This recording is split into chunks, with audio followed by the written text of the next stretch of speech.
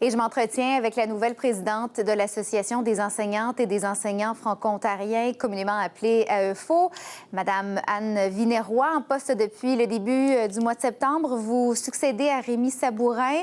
D'abord, parlons de la rentrée scolaire qui se fait de façon progressive cette année selon les écoles. Il y a beaucoup d'élèves francophones qui sont déjà retournés en classe. Est-ce qu'il y a des enjeux en ce moment liés à la sécurité de vos membres qui vous inquiètent?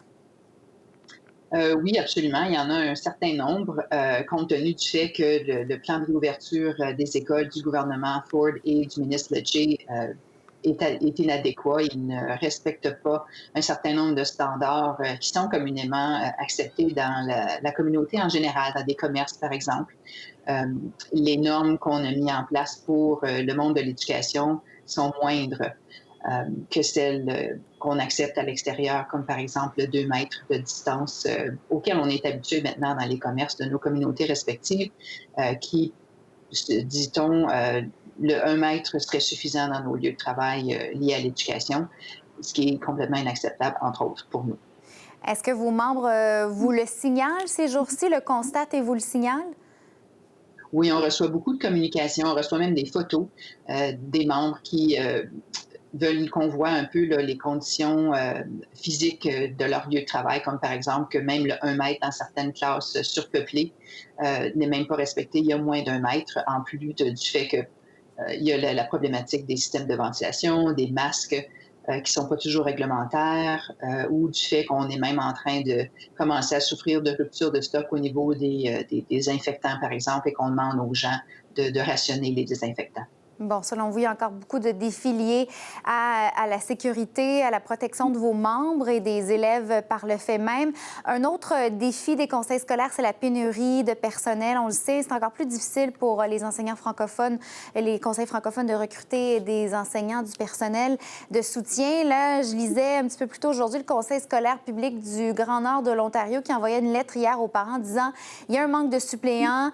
Et je cite, le conseil a donc prévenu que le personnel enseignant de l'école élémentaire virtuelle ne serait pas remplacé en cas de maladie. Donc, des enseignants qui ne sont pas remplacés. Vous en pensez quoi?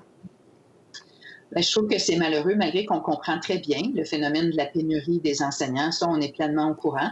Sauf qu'il y a des enseignants suppléants qualifiés qui sont disponibles aussi, qui seraient normalement pour la salle de classe physique. Donc, on pourrait remplacer les gens qui font de l'enseignement en ligne à l'aide du personnel suppléant qualifié si on le souhaitait. Maintenant, on comprend encore que la disponibilité d'une région à l'autre peut varier. Oui. Et il y a une préoccupation des parents qui nous contactaient, c'est aussi la qualité de l'enseignement en ligne. Est-ce que les membres, les enseignants qui offrent des cours virtuels, est-ce qu'ils ont l'encadrement nécessaire et les ressources nécessaires? Ce pas nécessairement tous des gens qui sont habitués à la technologie. Là, ça peut être un défi pour eux. Bien, il faut se rappeler que les enseignants ont fait de l'enseignement à distance pendant des mois lorsque les écoles Oui. ont été fermées. Donc, pour la grande, grande majorité d'entre eux, ils ont pris l'habitude, veut pas, quand on a été placé dans ce contexte-là en mars dernier. Et puis, les enseignants qualifiés sont encore associés à des conseils scolaires. Donc, ils ont les ressources que le gouvernement et les conseils scolaires mettent à leur disposition. Et puis, ils sont équipés pour le faire, surtout si ce sont des enseignants qualifiés. Et les élèves qui suivent des cours en ligne, si ce sont bel et bien des élèves de leur conseil scolaire, bien, ce sont des élèves et des familles qui le connaissent.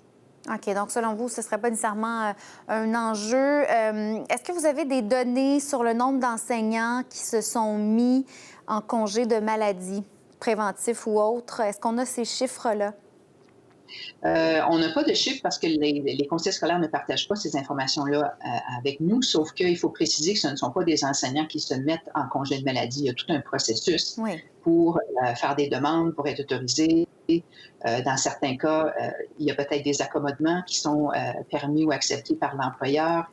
Les médecins sont impliqués, donc ce n'est pas nécessairement un enseignant ou une enseignante, lui ou elle-même, qui décide, moi, je Non, m'en vais en cours absolument, d'éducation. mais il y a quand même le Collège des médecins qui disait la semaine dernière, on remarque en tout cas qu'il y a beaucoup d'enseignants qui demandent en ce moment des exemptions. Alors, ça veut dire qu'il y a quand même des défis de ce côté-là là, pour, encore une fois, peut-être qu'on en revient à la pénurie de personnel, mais pour combler les postes de ces enseignants en congé de maladie.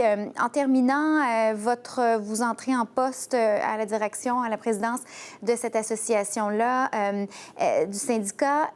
Comment vous entrevoyez votre automne? Évidemment, la pandémie est sur toutes les lèvres. Ça va être quoi votre principale priorité? Bien, la principale priorité va demeurer la même qu'elle a toujours été pour l'AFO, c'est-à-dire le bien-être et la sécurité des membres.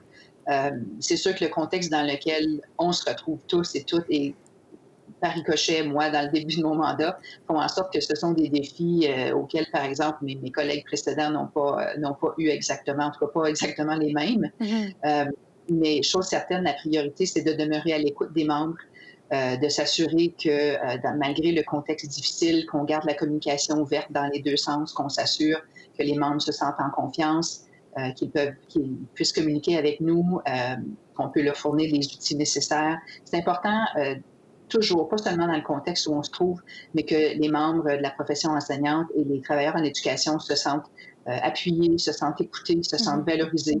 En temps normal. Donc, on peut juste imaginer dans le contexte actuel. Oui, absolument. C'est difficile pour tous. Merci beaucoup d'avoir été des nôtres. De rien, ça me fait plaisir.